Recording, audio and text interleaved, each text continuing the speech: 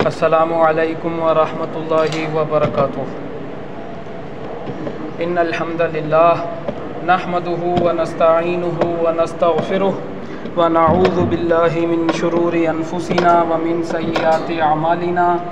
मन यहदिहिल्लाहु फला मुज़िल्ल लहु व मन युज़लिल फला हादिय लहु व अशहदु अन ला इलाहा इल्लल्लाहु वहदहु ला शरीका लहु व अशहदु अन्ना मुहम्मदन अब्दुहु व रसूलुहु। अम्मा बाद फ़इन्नल खैरल हदीस किताबुल्लाह व खैरल हदी हदी मुहम्मदिन सल्लल्लाहु अलैहि वसल्लम व शर्रल उमूरि मुहदसातुहा व कुल्लु मुहदसतिन बिदअह व कुल्लु बिदअतिन ज़लालह व कुल्लु ज़लालतिन फिन्नार। अल्लाहुम्मा सल्लि अला मुहम्मदिन व अला आलि मुहम्मदिन कमा सल्लैता अला इब्राहीम व अला आलि इब्राहीम इन्नका हमीदुम मजीद। अल्लाहुम्मा बारिक अला मुहम्मदिन व अला आलि मुहम्मदिन कमा बारकता अला इब्राहीम व अला आलि इब्राहीम इन्नका हमीदुम मजीद। सुब्हानका ला इल्म लना इल्ला मा अल्लमतना इन्नका अंतल अलीमुल हकीम। अऊज़ु बिल्लाहिस समीइल अलीम मिनश शैतानिर रजीम मिन हम्ज़िहि व नफ़्ख़िहि व नफ़्सिहि। बिस्मिल्लाहिर रहमानिर रहीम। मोहतरम सामीन, आज हमारा मौजू शान हसन व हुसैन है। सैयदना हसन और सैयदना हुसैन ये नबी पाक सल्लल्लाहु अलैहि वसल्लम के नवासे हैं और नबी सल्लल्लाहु अलैहि वसल्लम की नस्ल इन्हीं से चली है।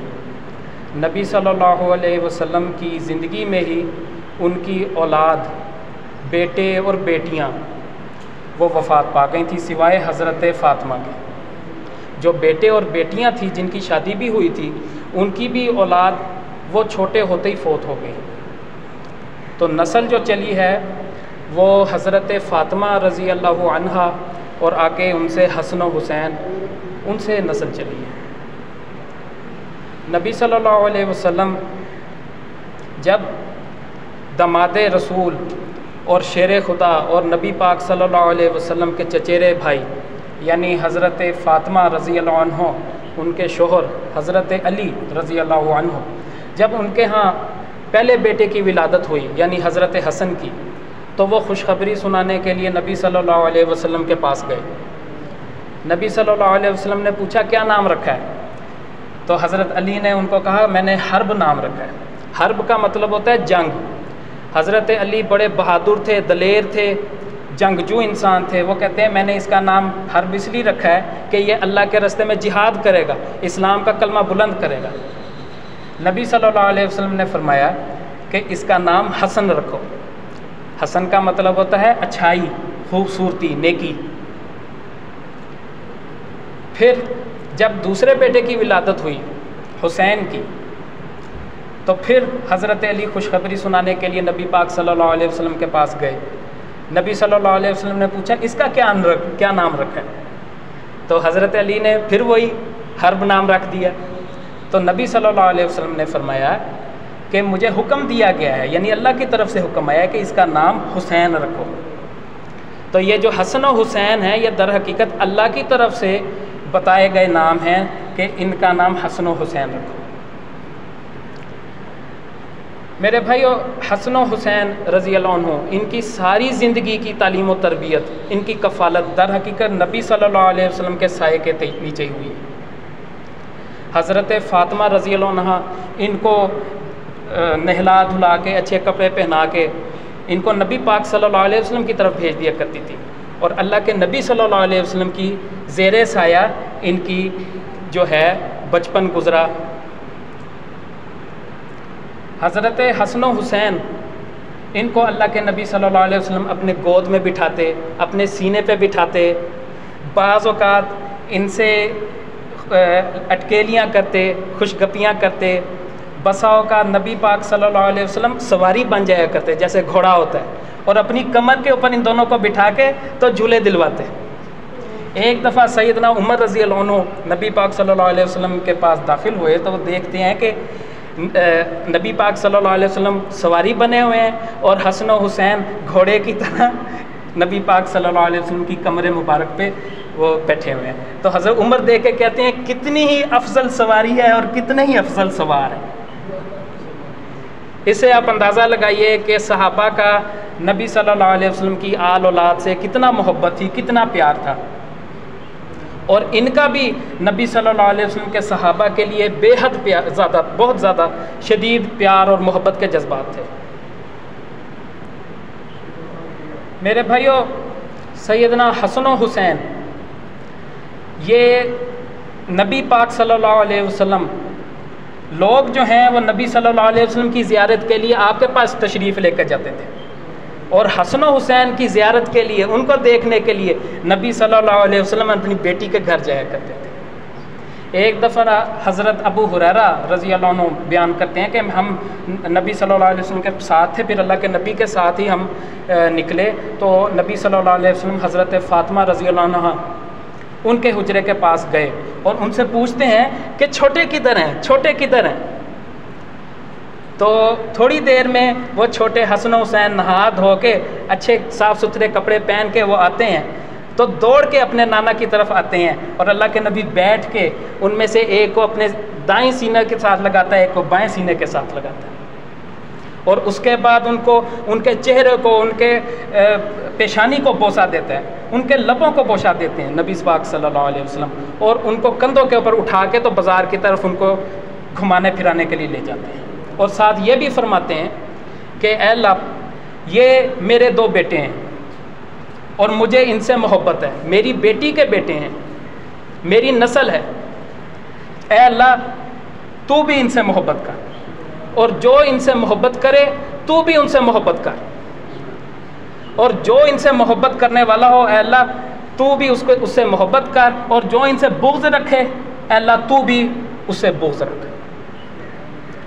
और नबी पाक सल्लल्लाहु अलैहि वसल्लम मेरे भाइयों जब नमाज पढ़ाया करते थे, इनमें से अगर कोई एक नमाज की हालत में ही रोड़ता डोलता नबी सल्लल्लाहु अलैहि वसल्लम के ऊपर आके बैठ जाता, क्योंकि सवारी की आदत तो डाली हुई थी नबी पाक सल्लल्लाहु अलैहि वसल्लम, तो अल्लाह के नबी सजदा तवील कर देते थे। जमात के साथ नमाज होती थी तो सहाबी जो हैं वो सर उठा के कुछ देखते कि इतना तवील सजदा अल्लाह के नबी ने क्यों कर दिया, तो वो देखते हैं कि सैयदना हसन हुसैन ये नबी पाक सल्लल्लाहु अलैहि वसल्लम के ऊपर बैठे हैं, अल्लाह के नबी ने सजदा ही लंबा कर दिया। फिर एक मौके पे अल्लाह के नबी पाक सल्लल्लाहु अलैहि वसल्लम खुतबा दे रहे थे, तो सैयदना हसन, इन्होंने सुर्ख रंग की कमीज़ पहनी हुई थी, ये अल्लाह के नबी की तरफ दौड़ते हुए आ रहे हैं, तो चूँकि कमीज़ जो थी, जुब्बा वो लंबा था, वो पाँव में अड़ गया तो उससे वो गिर गए, तो अल्लाह के नबी ने खुतबे के बीच में उतर के दौड़ के जाके अपने उस बेटे को उठाया और अपने साथ अपने करीब आके बिठाया, और फिर कहा कि यार ये औलाद इंसान को कमज़ोर नहीं कर देती, इनकी मोहब्बत, इनसे शफ़क़त इंसान को। तो ये अल्लाह के नबी सल्लल्लाहु अलैहि वसल्लम ने खुतबे को भी दर हकीकत एक लिहाज से ब्रेक लगा दी सैयदना हसन हुसैन की खातिर, उनको तकलीफ़ ईज़ा पहुँचाने की खातिर। एक दफ़ा नबी पाक सल्लल्लाहु अलैहि वसल्लम खुतबा इरशाद फरमा रहे थे, करीब में ही हज़रत हसन रज़ी अल्लाह अन्हु वो तशरीफ़ फरमा थे। अल्लाह के नबी सल्लल्लाहु अलैहि वसल्लम कबल खुतबे के जो सामीन हैं उनको मुखातिब होते हैं, कभी अपने बेटे हसन की तरफ, अपने नवासे हसन की तरफ इशारा करते और कहते कि इन्ना हादा बनाई सैयदुन, मेरा ये बेटा सैयद है, सरदार है, अनकरीब अल्लाह ताला इसके ज़रिए से मुसलमानों की दो अजीम जमातों में सुलह करवाएगा। और फिर वो दुनिया ने वक्त देखा, सैयदना अली रज़ी अल्लाह अन्हु की खिलाफत में मेरे भाइयों हज़रत मुआविया रज़ी अल्लाह अन्हु उन्होंने हज़रत अली की बैत नहीं की थी। उनका मुतालबा था कि पहले कातिलीन उस्मान को हमारे हवाले किए जाएँ, हम खुद बदला लेंगे। बहरहाल एक मामला हुआ था, गलत फहमियाँ फैल गई, फिर उनकी वजह से मुसलमानों में ना खाना जंगी शुरू हो गई। बहरहाल उसका वो जंग जो थी वो जब रुकी गई तो हज़रत मुआविया बदस्तूर शाम के वो गवर्नर थे और हज़रत अली जो थे वो खलीफा थे। हज़रत मुआविया ने ताहयात उनकी बैत नहीं की थी। तो जब हज़रत अली रज़ी अल्लाह अन्हु शहीद किए गए और वो एक खारजी अब्दुर्रहमान इब्न मुलजम, उसने सैयदना अली के सर पे तलवार से वार किया और सैयदना अली ज़ख्मी थे, तो उस दौरान उनसे पूछा गया कि आपके बाद आपका जानशीन कौन होगा, आप किसी को मुकर्रर कर दें। सैयदना अली ने कहा मैं तो इस दुनिया से ऐसे ही जाऊंगा जैसे अल्लाह के नबी सल्लल्लाहु अलैहि वसल्लम गए। मैं किसी को नामजद नहीं करता, तुम जिसको मुनासिब समझते हो उसको मेरे बाद बना लेना। तो लोगों ने पूछा क्या हम आपके बाद हज़रत हसन को बना लें आपका खलीफा, आपका जानशीन? तो उन्होंने कहा जो तुम्हें मुनासिब आदमी लगता है तुम उसको बना लेना। बहरहाल सैयदना अली रज़ी अल्लाह अन्हु बग़ैर किसी को नामज़द किए इस दुनिया से चले गए। तो लोगों ने आपस में मशवरा करके हज़रत हसन रज़ी अल्लाह अन्हु इनको हज़रत अली के बाद खलीफा बना लिया। और मेरे भाइयों, ये जो सिलसिला चला है खिलाफत राशिदा का हज़रत अबू बकर से, ये दर हकीकत हज़रत हसन पे ख़त्म होता है। हज़रत हसन खलीफा राशिद हैं, बिल्कुल आखिरी खलीफा राशिद, क्योंकि हज़रत सफ़ीना रज़ी अल्लाह अन्हा से मरवी हदीस जो है कि खिलाफत जो है नबवी तरीके पे, नबूवत के रास्ते पे के मुताबिक जो खिलाफत है वो 30 साल रहेगी। वो खिलाफत में हज़रत हसन के 6 महीने खिलाफत के हुक्मरानी के डलते हैं, तभी खिलाफत राशिदा जो है वो हदीस जो है वो पूरी आती है। हज़रत अबू बकर रज़ी अल्लाह अन्हु ने 2 साल हुकूमत की, फिर हज़रत उमर के 10 साल, फिर सैयदना उस्मान के 12 साल। हज़रत अली ने जो हुकूमत की वो थी 5 साल 6 महीने। तो 6 महीने 30 साल में से घटते हैं। 6 महीने की ये जो मुद्दत है ये सैयदना हसन रज़ी अल्लाह अन्हु की खिलाफत के इख्तिताम तक ये पूरी हो जाती है, पूरे 30 साल पूरे हो जाते हैं। तो उस लिहाज से जो खिलाफत राशिदा है उसमें ये जो एक तसलसल अबू बकर से शुरू हुआ है उसमें हज़रत हसन रज़ी अल्लाह अन्हु आखिरी खलीफा राशिद है। बाज़ उलमा इकराम हज़रत हसन को वो हज़रत अली की खिलाफत के ही ताबे रखते हैं, लेकिन अगर आप अहादीस पे गौर करें तो आपको समझ आती है कि यार ये भी खलीफा राशिद है। और ये कई उलमा ने इस पे बारे में लिखा है, हज़रत इमाम इब्न जोज़ी ने और कई उलमा ने इनको उसमें लिखा है। तो खिलाफत राशिदा का, खलीफा राशिद का होना भी ये इनके लिए एजाज़ की बात है। और मेरे भाइयों, सैयदना हसन रज़ी अल्लाह अन्हु जब ये खलीफा थे तो इन्होंने एक बहुत बड़ा लश्कर तैयार किया, पहाड़ों जैसा लश्कर, और हज़रत मुआविया रज़ी अल्लाह अन्हु के मुकाबले में वो ले आए। हज़रत अम्र बिन आस ने हज़रत मुआविया को कहा कि ये तो पहाड़ों जैसा इतना बड़ा लश्कर है कि आज ये गालिब हुए बगैर नहीं जाएगा वापस, तो आप इनसे ना सुलह कर लीजिए। क्योंकि मेरे भाइयों, सुलह के नतीजे में असल में हज़रत हसन भी सुलह ही चाहते थे और हज़रत मुआविया की तबीयत में भी सुलह थी, दोनों सुलह चाहते थे, क्योंकि उसके नतीजे में कत्ल गारत होती, मुसलमान आपस में ही लड़ते तो इनकी ताकत का जो शराजा है वो बिखर जाता। तो यही हिकमत अमली देखते हुए उन्होंने सुलह के लिए 2 अफराद कबीला बनी अब्दुल शम्स उसके भेजे। तो हज़रत हसन ने कहा कि इसकी ज़मानत कौन देगा कि ये सुलह बरकरार रहेगी? तो वो कहते हैं कि हम इसकी ज़मानत देंगे। बहरहाल हज़रत हसन रज़ी अल्लाह अन्हु ने खिलाफत से दस्तबरदारी को चुन लिया और हज़रत मुआविया से यही शर्त की कि आप वैसे ही हुकूमत करेंगे जैसे कि अल्लाह के नबी और खुलफाए राशिदीन ने हुकूमत की। बिल्कुल अपने आप को दस्तबरदार कर लिया, सियासत बिल्कुल छोड़ दी। हज़रत हसन हुसैन जो थे ये सन 41 हिजरी में वो खिलाफत से दस्तबरदार हो गए। और सैयदना हसन रज़ी अल्लाह अन्हु और हुसैन रज़ी अल्लाह अन्हु मेरे भाइयों, इनकी सारी ज़िंदगी जो है वो बाअमल गुजरी है, बाअमल दीन पे। कई लोग होते हैं ना, वो कहते हैं कि यार हम तो बहुत बड़े वली की औलाद हैं, हम तो बख्शे बख्शाए हैं। इनका मिजाज ऐसे नहीं था, ये बदअमल लोग नहीं थे, अमल करने वाले लोग थे। अल्लाह के नबी सल्लल्लाहु अलैहि वसल्लम ने फरमाया जिस शख्स का अमल उसको पीछे रखे उसका नसब उसको आगे नहीं करता। अगर कोई ये समझता है कि किसी नबी पैगंबर की औलाद है, किसी वली की औलाद है, वो अमल नहीं करेगा तब भी बख्शा बख्शाया जाएगा, तो ऐसे नहीं है, उसको दीन पे चलना होगा। और ये जो हसन हुसैन है इनकी सारी ज़िंदगी इस्लाम पर बाअमल गुजरी है मेरे भाई। सैयदना हसन रज़ी अल्लाह अन्हु ये इनको 50 हिजरी में ये शहीद होते हैं। इनको जहर के साथ इनको कत्ल किया जाता है। कातिल कौन है इनका कुछ नहीं पता, सही रवायतों में इनके बारे में कुछ नहीं पता। एक दफ़ा चंद अफराद बतौर मेहमान हज़रत हसन रज़ी अल्लाह अन्हु को मिलने आए, तो हज़रत हसन रज़ी अल्लाह अन्हु ने उनको बिठाया, मेहमान नवाजी की। फिर थोड़ी देर बाद आए और आके अपनी एक हाथ में छड़ी पकड़ी हुई थी, कहा कि इसके साथ मैं अभी अपने जिगर के कलेजे को टटोल के आया हूँ, मुझे बहुत शदीद किस्म का जहर दिया गया था। यानी कि वो टुकड़ा आपके यानी कि फुजले में से वो निकला। और एक दूसरी मौके पे एक बहुत शदीद जहर दिया गया। तो उस मौके पे रावी बयान करते कि हम उनके यहाँ इयादत के लिए गए तो हज़रत हसन रज़ी अल्लाह अन्हु बिस्तर पे लेटे हुए थे, साथ सैयदना हुसैन रज़ी अल्लाह अन्हु भी तशरीफ़ फरमाते और वो पूछ रहे थे कि बताओ भाई आपको किसने जहर दिया, आपको किसने जहर दिया। तो सैयदना हसन रज़ी अल्लाह अन्हु ने पूछा कि क्या तुम उसको कत्ल करोगे, बदला लोगे। तो हज़रत हुसैन कहते हैं हम बिल्कुल बदला लेंगे।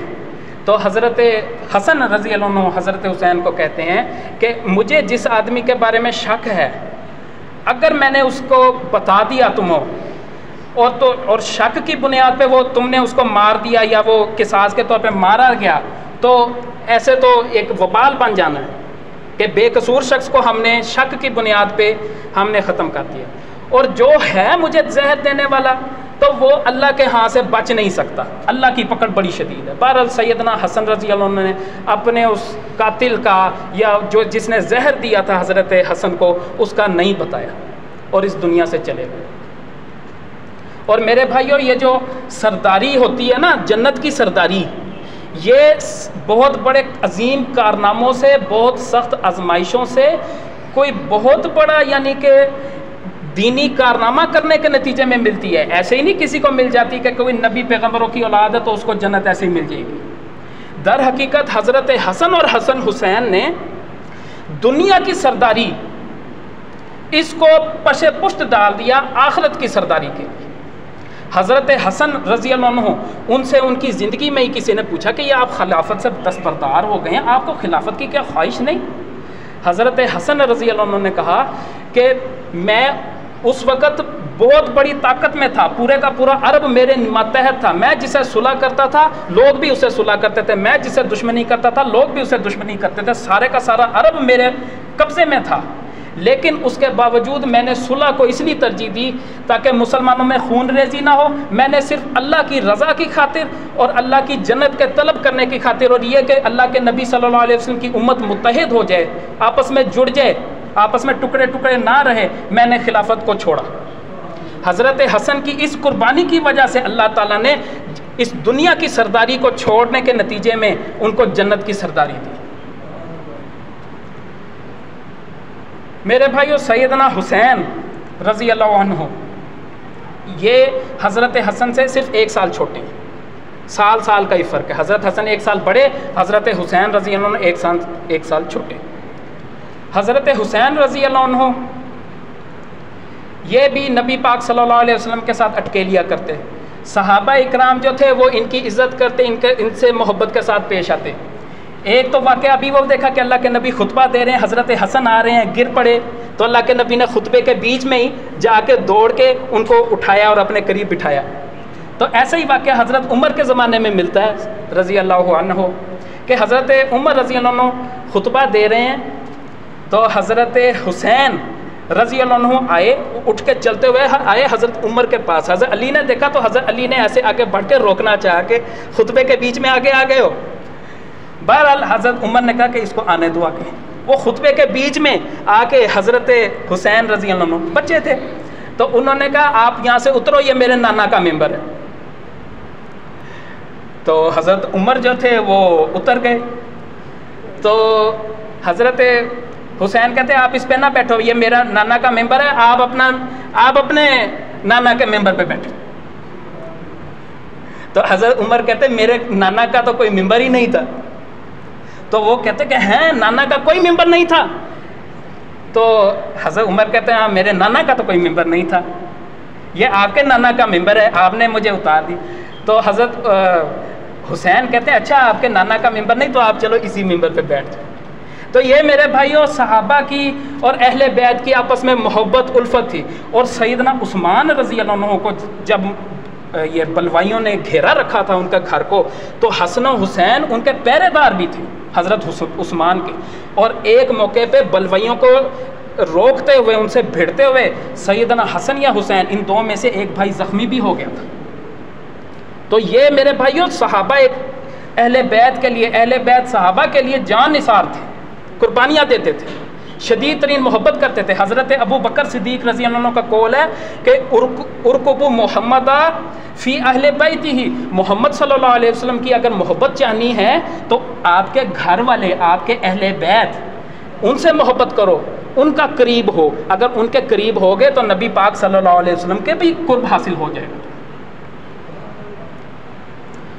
मेरे भाइयों, सैयदना हुसैन रज़ी अल्लाह अन्हु, हसन हुसैन, इनकी फ़जीलत बयान करने के लिए ये जुम्मे का जो टाइम है ना, इंतहाई कम है। सही बात है कि इनके लिए घंटे चाहिए, घंटे दरकार है। मोटी मोटी उलमा ने किताबें लिखी, हम नहीं बयान कर सकते इस चंद मिनटों में सैयदना हसन हुसैन का सही मकाम, उनकी शान हम नहीं बयान कर सकते, थोड़ा टाइम होता है। सैयदना हुसैन रज़ी अल्लाह अन्हु वो जब बड़े हुए, अपने भाई अपने वालिद हज़रत अली रज़ी अल्लाह अन्हु, उनके ताबे रहते हुए वो जंगों में भी उन्होंने हिस्सा लिया, दोनों हसन हुसैन ने। और जो जिहाद होते थे कुफ़ार के ख़िलाफ़, जैसे जंग कुस्तंतीनिया या और कैसरो किसरा से जो मुसलमान जंगें लड़ते थे, उनमें भी ये जंगों में भी हिस्सा लेते थे, जिहाद में भी हिस्सा लेते थे। और बहुत इबादत गुजार, बहुत ज़्यादा रोज़े रखने वाले, बहुत नेक लोग थे। और इनका जो घराना था इल्मी घराना था, क्योंकि ये नबी सल्लल्लाहु अलैहि वसल्लम के डायरेक्ट तरबियत याफ्ता बच्चे थे। जब सैयदना हसन ने हज़रत मुआविया रज़ी अल्लाह अन्हु के हक़ में दस्तबरदारी की, तो उस वक़्त हज़रत हुसैन ने शुरू में ज़रा मुखालफत की कि आप ऐसा ना करें। बहरहाल हज़रत हसन ने उनको कायल कर लिया। उसके बाद से उन्होंने जो सियासत थी उसको बिल्कुल तर्क किए रखा। फिर जब सैयदना मुआविया रज़ी अल्लाह अन्हु के ज़िंदगी के आखिरी अय्याम आए सन 60 हिजरी में, तो उन्होंने अपनी ज़िंदगी में ही, उनको मशवरा देने वालों ने मशवरा दिया कि आप अपने किसी बेटे को चलो नामज़द कर दें अपने बाद खलीफा।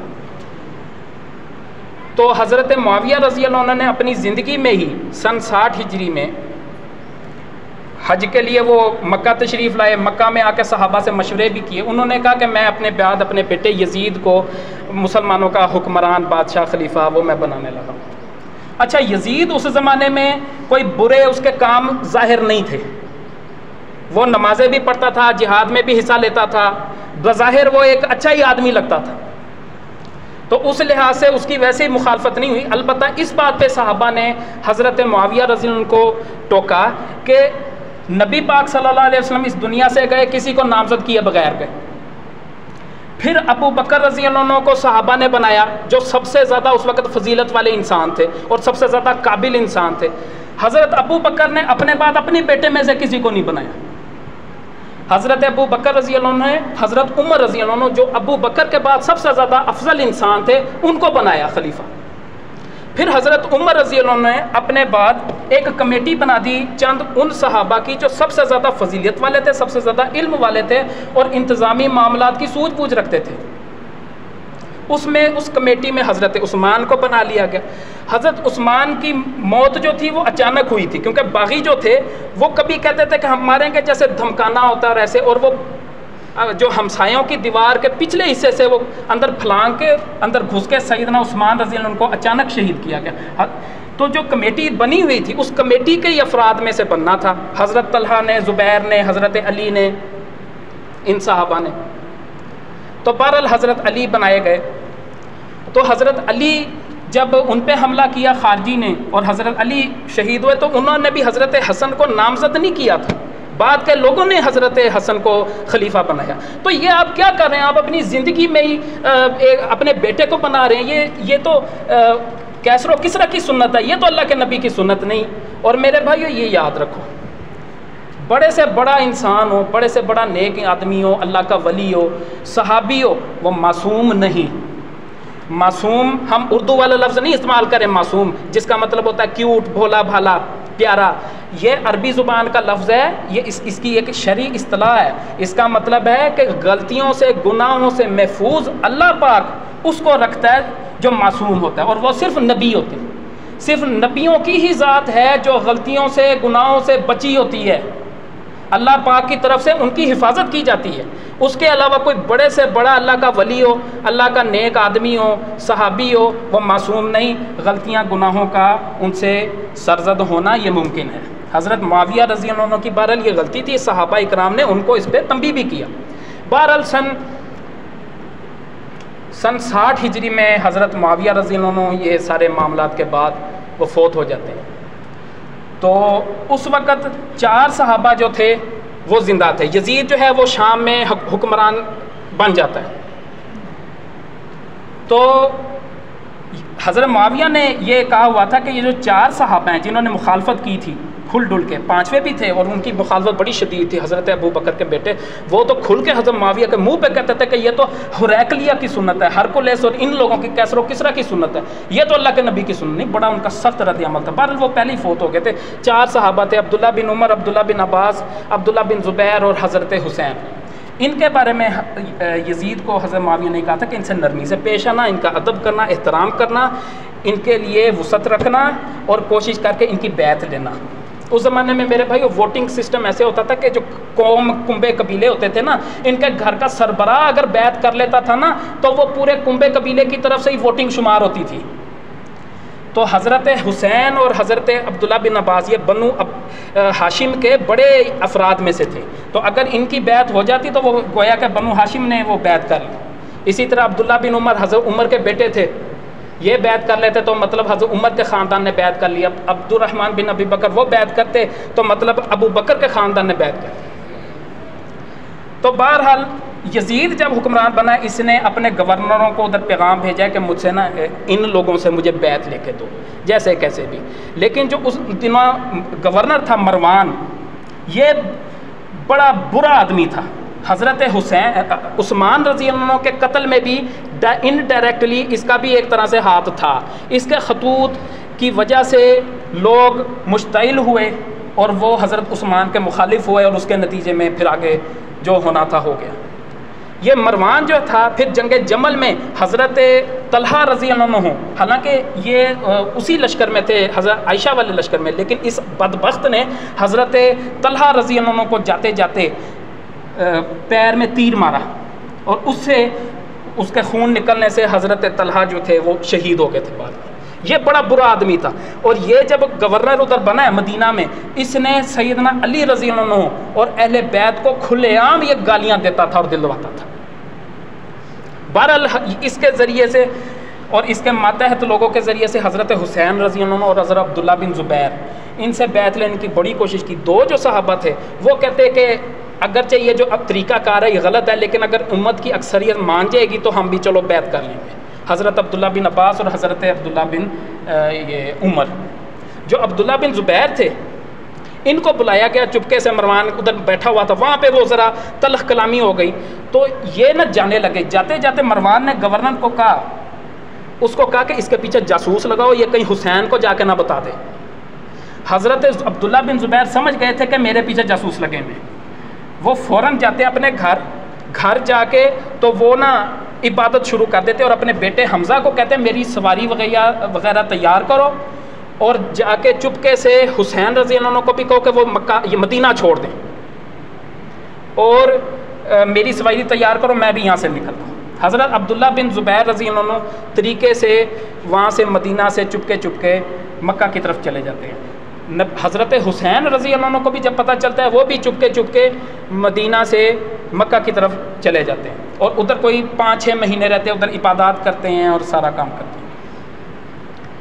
फिर उधर हज़रत अब्दुल्ला बिन ज़ुबैर से भी मुलाकात होती है, सारी वो तदबीर जो समझ आती है। असल में ना मेरे भाइयों, जो तारीख़ लिखी हुई है ना वो 3 किस्म के लोगों ने लिखी है। एक तो वो लोग हैं जिनसे आप लोग वाकिफ़ हैं, सहाबा को बुरा भला कहते हैं, गालियाँ देते हैं, और एक वो लोग भी हैं जो अहले बैत के दुश्मन हैं, यजीद को बहुत बड़ा हीरो समझते हैं। तो उन लोगों ने भी तारीख़ लिखी है। तो अब ये दो इंतहाओं में से सही चीज़ ढूंढना ये बड़ा मुश्किल काम है। लेकिन अल्लाह जज़ाए खैर दे मुहद्दिसीन इकराम को। मेरे भाइयों, इस्लाम के अगर कोई चौकीदार उलमा का गिरोह है तो वो मुहद्दिसीन इकराम है। आपको सही का, ज़ईफ़ का, मन घड़त बातों का पता चलेगा तो मुहद्दिसीन से पता चलेगा। मुहद्दिसीन की लिखी हुई जो तारीख़ है कि हर रवायत को टटोल के छानबीन करके सही ज़ईफ़ को अलहदा करके उनसे जो तारीख़ मिलेगी उस पर आप एतमाद कर सकते हैं। तो ये मतलब कि हसन रवायत में आता है कि हज़रत हुसैन और अब्दुल्ला बिन ज़ुबैर इनका प्लानिंग ये बनी कि अब्दुल्ला बिन ज़ुबैर ने बैत लेनी शुरू कर दी अपने हक़ में, और प्लानिंग ये थी कि पहले मैं बैत करूँगा, उसके बाद आप चले जाएँ कूफा चले जाएँ। ऊपर से जो कूफा में हज़रत अली रज़ी अल्लाह अन्हु के साथी थे, वफ़ादार थे, उनके खतूत भी आने लग गए हज़रत हुसैन को कि आप हमारे पास तशरीफ़ लाए, हम बैत करते हैं। लेकिन यजीद ने और जो हुक्मरान थे उन्होंने वहाँ पे जासूसों का जाल फैलाया हुआ था। वो जासूस हर पल की खबरें यजीद को और मरवानियों को पहुँचाते थे।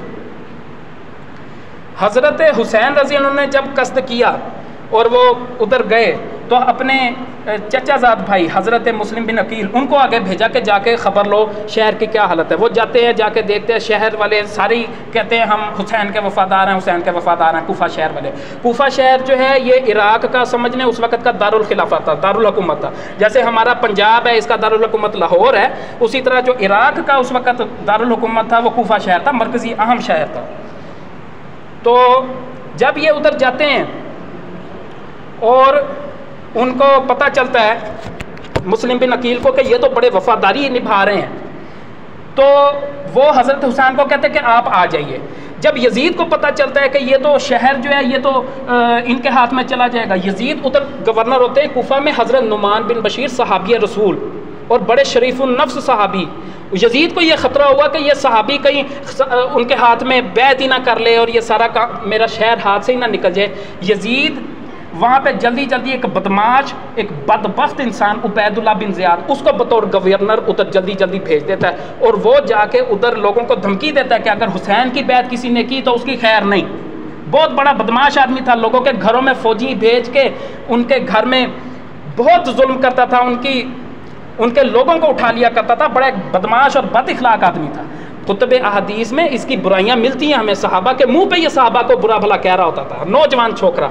और अल्लाह के नबी सल्लल्लाहु अलैहि वसल्लम ने फरमाया था, अबू हुरैरा रज़ी अल्लाह अन्हु इसके रावी हैं कि ला तुदरिकी अल्लाहुम्मा ला तुदरिकनी सन्नतु सित्तीन, अल्लाह मुझे 60वें साल की जो दिहाई है ना ये ना पाए, वला तुदरिकनी अमारतु सिबियान, और नौजवान हुक्मरानों की मुझे हुकूमत अल्लाह ना पाए।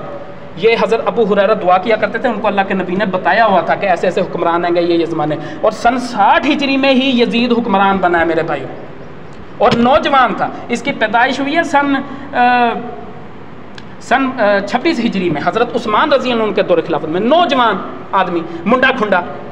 और जब ये मरा है तो ये 32 साल का था, समझ लें 28 साल की 4 साल इसकी हुकूमत रही है, 28वें साल में ये खलीफा बना, बादशाह बना।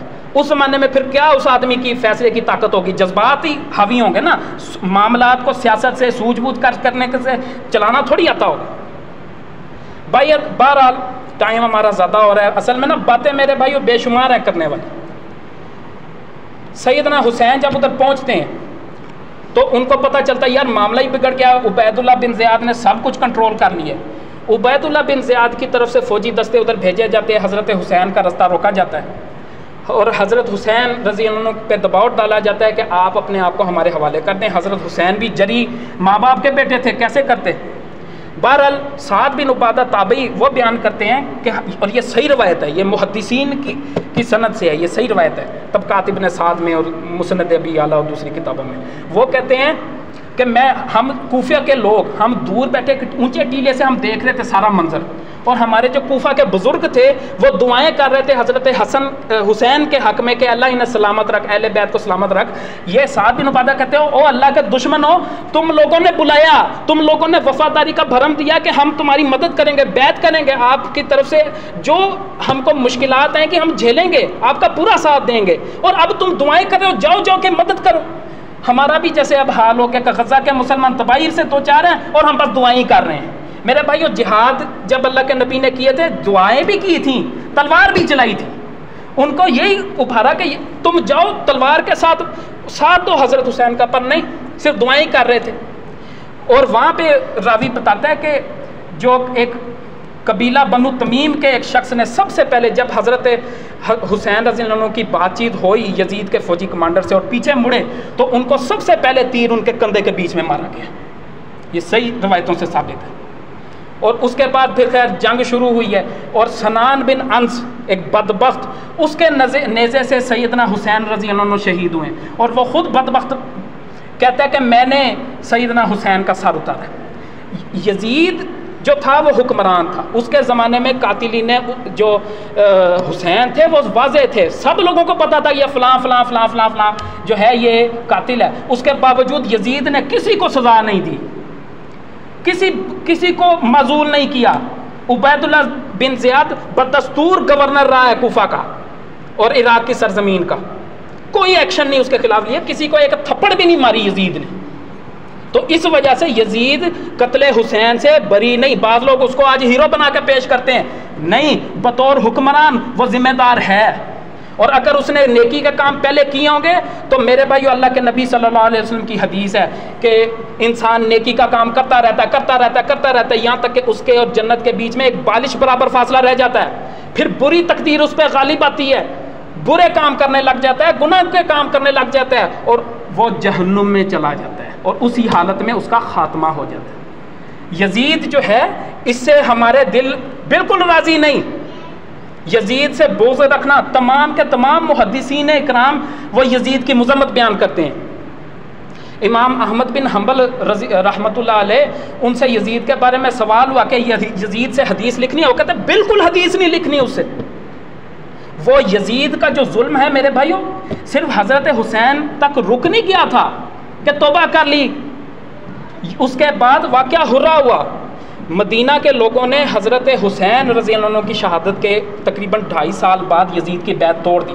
उनके वफूद गए थे शाम, वो कहते हैं हमने देखा है कि यजीद शराबे पीने लग गया, नमाज़ें कज़ा करने लग गया, बुरे अफ़ाल करने लग गया, हम नहीं इसकी बैत करते, हम अब्दुल्ला बिन ज़ुबैर रज़ी अल्लाह अन्हु उनकी बैत करते हैं।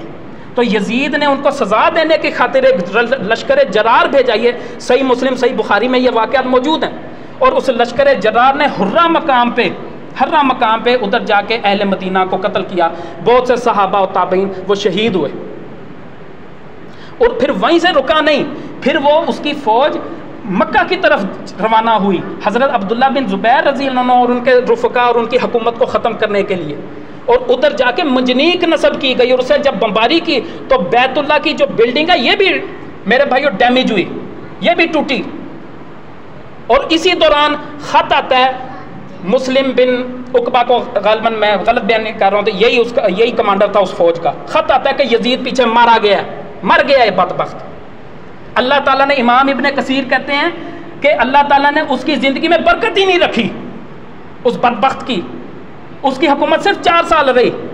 उसका हाफिज़ ज़ाबी कहते हैं कि इसकी हुकूमत का आगाज़ हुआ कत्ले हुसैन से, और ख़ात्मा ये हुर्रा के पे जो जुल्म किया है और अहले मक्का पे जो इसने हुदूद हरम की जो अदब है उसकी पामाली की है, उस पर इसका ख़ात्मा हुआ।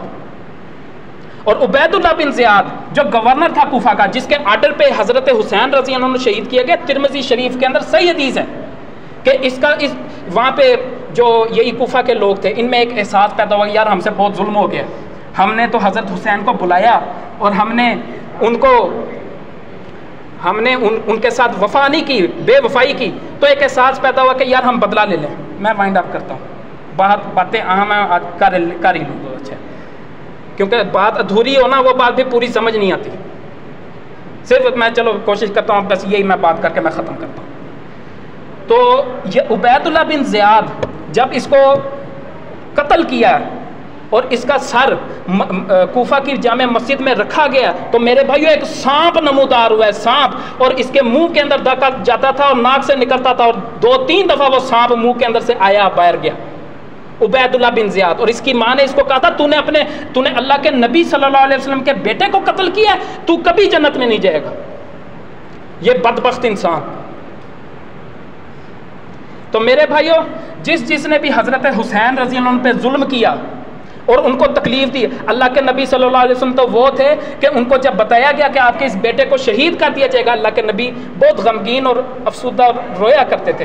हज़रत उम्मे सलमा रज़ी अल्लाह अन्हा वो आखिरी बीवी थी, यानी कि नबी सल्लल्लाहु अलैहि वसल्लम की सबसे आखिर में वो फ़ौत हुई। वो उस वक़्त भी ज़िंदा थी, सन 62 हिजरी में फ़ौत हुई, बहुत लंबी उनकी उम्र थी। हज़रत उम्मे सलमा, वो उनको जब ख़बर दी तो वो गम से बेहोश हो गई और वो कहती है मैंने जिन्नों को रोते हुए देखा है हुसैन की याद में, यानी कि नारी मखलूक भी रो रही।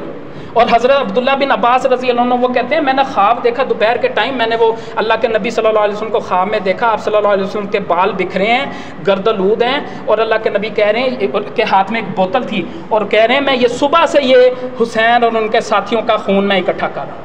वो चूँकि एक इंतहाई खौफनाक गमनाक ख्वाब देखा, उसको उन्होंने लिख लिया। फिर बाद में जब पता किया, खबरें मौसूल हुई, तो कहते वो वही लम्हा था जब हज़रत हुसैन रज़ी अल्लाह अन्हु को शहीद कर दिया गया।